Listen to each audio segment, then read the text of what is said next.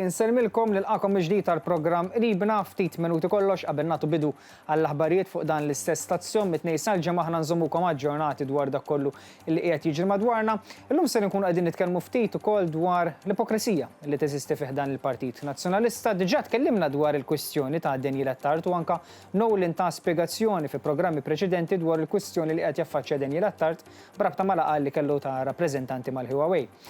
Il-kap tal-Oppożizzjoni, Dr. Bernard Grech, il-kap tal-Partit Nazzjonalista, ġie mistoqsi mill-kru ta' dan l-istess stazzjon dwar jekk hu kellux laqgħat ma' rappreżentanti ta' din l-istess kumpanija. Kif tistgħu ssegwu fl-istess filmat li ħejja Nowlin, ser tirrealizzaw u taslu l-konklużjoni intom stess għaliex aħna bħal dejjem intukom il-fatti fi ftit minuti naddulkom il-filmati sabiex imbagħad tarblu u taslu l-konklużjoni ħarija intom stess. Però se segwu intom stess kif mistoqsija sempliċi. Jiġifieri jekk inti, Dr. Bernard Grech, qatt intqajt ma' rappreżentanti jew inkella ma' wħud individwi li jagħmlu parti mill-kumpanija Huawei u ser taraw intom stess ukoll kif Dr. Bernard Grech min-naħa tiegħu latana risposta definitiva ta' iva jew inkella le. Insegwu flimkien.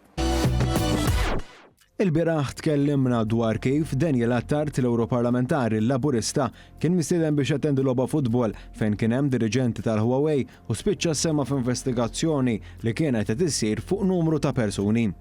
Edna wkoll li Daniel Attard talab li titneħħilu l-immunità parlamentari għax kif qalu m'għandux x'jaħbi.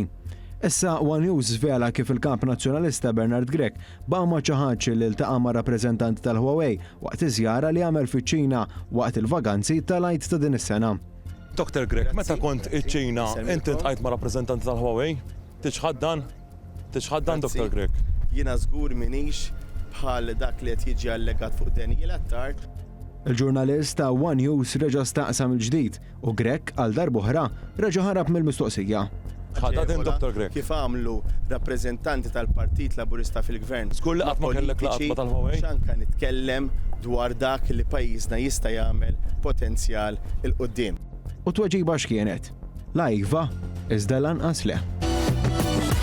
Ekku, grazzi lilek Nowlin ta' dik l-ispjegazzjoni u anke grazzi minn hawnhekk ukoll it-tim il-kru tal-Kamra tal-Aħbarijiet ta' One illi minn jum għal jum ukoll tkun tista' iżżomm ukoll l-iskrutinju tal-politiċi ġewwa pajjiżna u tkun tista' wkoll toħroġ l-ipokrizija għaliex wieħed tajjeb jirrimarka li għamet kruċjata għal dak li għamel Daniel Attard, tajjeb li ngħidu li Daniel Attard ukoll mal-ewwel talab lill President tal-Parlament Ewropew l-istituzzjoni tal-Parlament Ewropew sabiex ikun jista' wkoll jitneħħa l-impunità li għandu l-privileġġ parlamentari li jkollu bħala membru parlamentari Ewropew u l-istess Daniel Attard wieħed seta' jara kif il-Partit Nazzjonalista attakka lil Daniel Attard peress li kellu din il-laqgħa illi hu ma kienx qiegħed ukoll jistenni jew inkella ma kellux informazzjoni dwar min ser ikun qiegħed isib hemmhekk u allura Daniel Attard tkellem bl-aktar mod apert dwar dak illi qiegħed jaffaċċja. Però meta mbagħad ġie mistoqsi il-Kap Nazzjonalista Bernard Grech dwar din l-istess żjara illi kellu riċentement ġewwa ċina jekk kellux laqgħa jew inkella jekk tkellimx ma' rappreżentanti ta' din l-istess kumpanija,